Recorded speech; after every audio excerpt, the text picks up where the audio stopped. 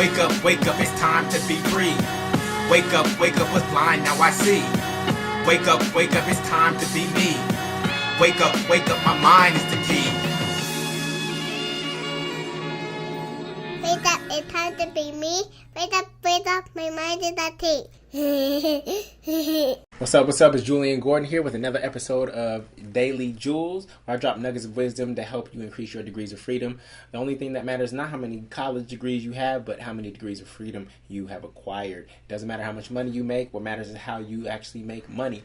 And we've been duped and indebted to the education system, which didn't teach us how to be free whatsoever, and actually bound us. And so the purpose of the freedomschool.com is to teach you everything you possibly need to know to have more freedom. And so I'm sharing my journey with you and all the lessons that I've learned and all the different ways that I make money and the way I design my life as well in order to be free.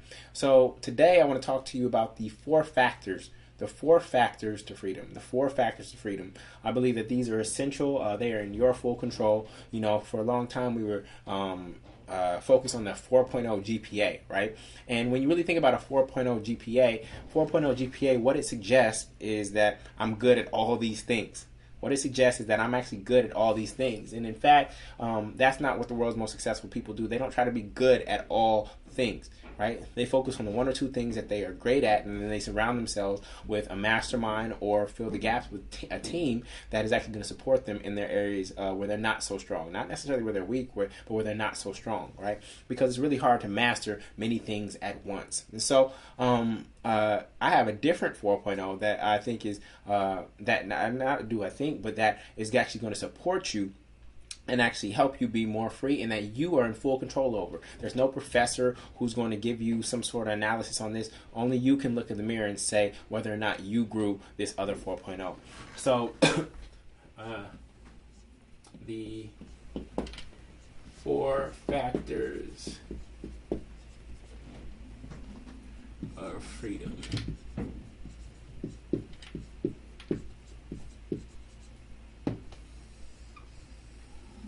Okay, so the four factors of freedom is something that I came up with that has really helped me think about how I structure my life and how I grow personally and professionally. Okay, and so I want to share the first one with you, which is actually personal capital. Personal capital. Okay. Personal capital is how well you know yourself. Personal capital is how well you know yourself. So the thing about personal capital is that I can't see it when I look at you. Personal capital lives within. It lives within. So your personal capital is your gifts, your talents, your strengths, right? These are things that are inside of you. But this is the first thing. And oftentimes it's very hard for us to recognize our personal capital. And the reason why is because they come so naturally to us. They come so naturally to us that we don't even recognize that they're actually strengths until somebody points out and says, wow, you're great at that. You're like, oh, I thought everybody could do it like that.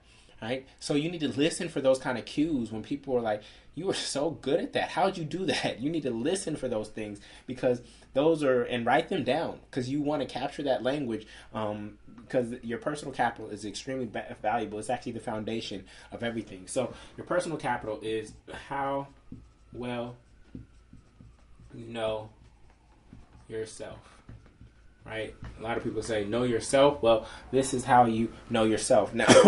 Now, what does this combat? Personal capital, it combats self-doubt.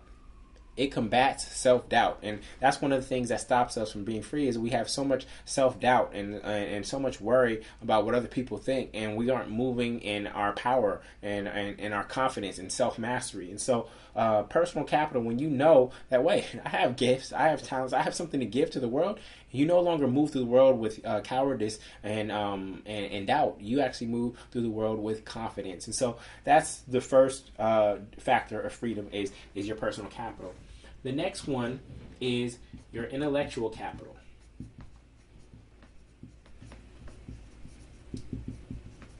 Your next one is your intellectual capital. And your intellectual capital oftentimes has nothing to do with what you went to school for, right? Because if you stop most college graduates on stage at graduation, you said, please lecture for 1 hour on what you just said you majored in, most couldn't do it. So you're telling me you studied something for 4 years or 5 years, because a lot of people are taking 5 years now and getting in more debt. Are you telling me you studied something for that long and you can't lecture on it for 1 hour? Then that means that you've actually graduated with all this debt and no intellectual capital. And so for those of you who actually grow your intellectual capital, that puts you at an advantage because all these people are getting all these degrees with no intellectual capital whatsoever. They crammed for some exams and they pumped out some papers and overnight, but they have no intellectual capital. Okay? So your intellectual capital is what you know. What you know. This is your skill mastery or subject mastery. Your skill mastery or subject mastery. Skill mastery is being able to do something and replicate success better than the average person over and over and over again. The key word is replicate success, right? Not just do it once and not know how to do it again. Subject mastery is being able, like TED Talks, being able to go on a TED stage and give a powerful talk on something for 18 minutes just naturally, not even without rehearsal, because it's just who you are. You just live and breathe this particular subject or information, right? So this is intellectual capital, and this is key, right? So the next factor is actually social capital. Social capital. This is who you know and who knows you. Okay? So this is your networks up, down, across, and out. Many people have strong networks across, right? If I look in your cell phone, probably 95% of the people are in your peer group, and the other 5% that are up are mom, dad, grandma, and grandpa, and then you might have some people down like siblings or mentees. And it's great to have tons of friends and great networks across, but the most powerful form of networking that you can actually do is networks up. Right? These are networks with mentors, with community leaders, with people who are where you want to be, your pioneers. These are the most powerful relationships, because one relationship upward could be equivalent to 100 relationships across. You want to know the person who's on the other side of the key, not just the person who can get you to the door. See, your friends can get you to the door, but you actually want to have a relationship upward. So I forgot Warren Buffett's name. I think his name is Paul Graham. I think it's Bill Graham or Paul Graham. Warren Buffett's mentor is who taught him how to invest like that, right? He had that kind of mentorship that guided him to be the best investor in the entire world. Somehow, and I don't know the full story, somehow he built a relationship upward, right? And so finding mentors is really key, because they're just going to accelerate your process. They're going to accelerate your process faster than any one friend who's on your level can accelerate your process, right? They're going to help you avoid all kinds of mistakes. They're going to introduce you to people who you would not have met otherwise. So you have to do whatever it takes to build your network up. Some of you know the story of how I met one of my mentors. I heard he was in Brooklyn. Actually a friend of mine told me he was in Brooklyn, who was doing work with him. I went there, met up, had a little 30-second pitch that I delivered. Knew he was going to the airport the next day, offered to pay for a cab and ride with him to the airport.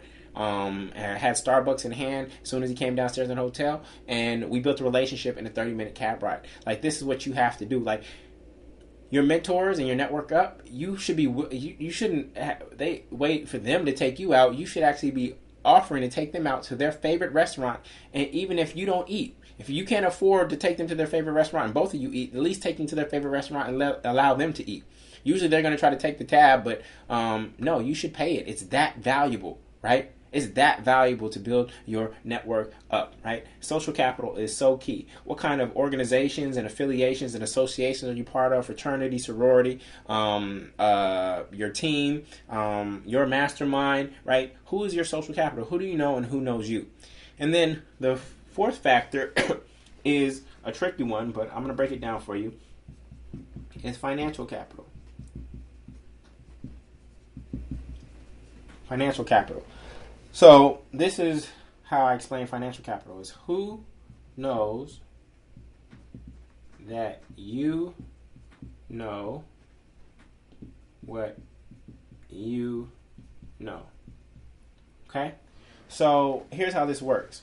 The reason I get paid to speak all over the country at corporations, for example, is because corporations or colleges, is because there are people at those institutions that know I know a lot about millennials and in lifestyle design, and there are some companies out there, believe it or not, who are committed to actually designing a work environment that is healthy and is committed to people's well-being. So there are organizations out there, and there are people at those organizations who know that I know a lot about these particular subjects. And when my social capital, the people at those organizations know that, and my intellectual capital intersect, guess what happens for me? Financial opportunities flow. If you're going out for a job, right? If there are people inside that company who know that who know you and know that you know a lot about something that can help them, then that increases your likelihood of being able to get financial capital from that relationship, right? And so these are the 4 factors. The other language I like to use is self-mastery, skill mastery, your mastermind, and then money and business mastery,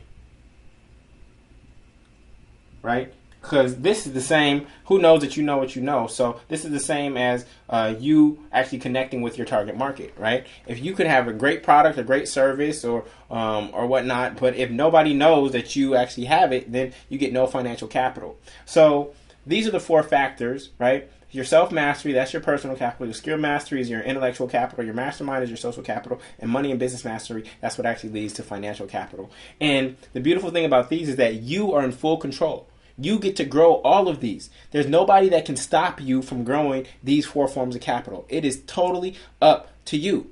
And so you want to increase your own GPA, right? Your own, it's not even a GPA. You want to increasing these will increase your freedom, your degrees of freedom.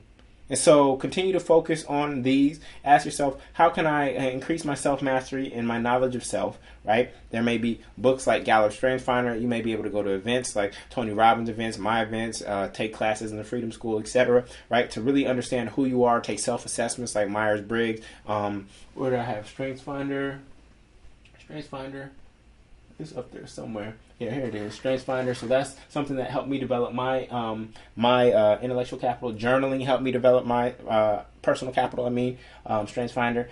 Intellectual capital. Taking classes like I didn't just become a great speaker just like that. I took classes. I took comedy classes. I took storytelling classes. So how are you going to invest in your intellectual capital? What skill do you want to bank the next 10 years of your career on? When you're running the program, that 10 years I talked about with running the program, what skill do you want to actually bank your freedom on, right? Don't just say I have a job. No, you're selling a set of skills, but of all those skills that you're selling, which one is the most valuable?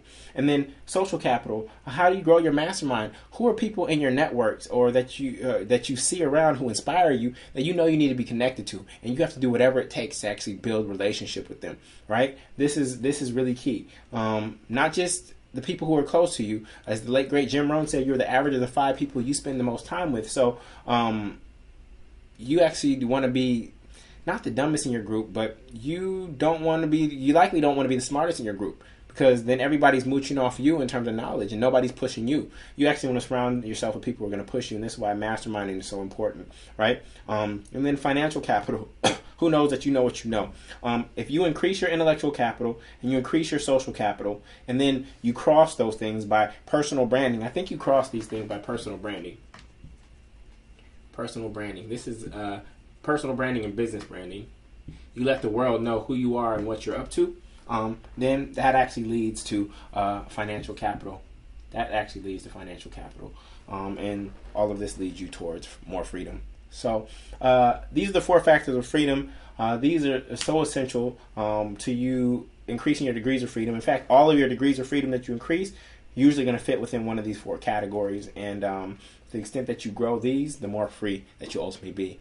So I hope that this Daily Jewel has blessed you and given you more degrees of freedom. Go do something to grow each one of these. Just one thing. Don't try to do a whole bunch of stuff. Do one thing that's going to cause you to grow each one of these, and I guarantee that you will feel more free as a result of it.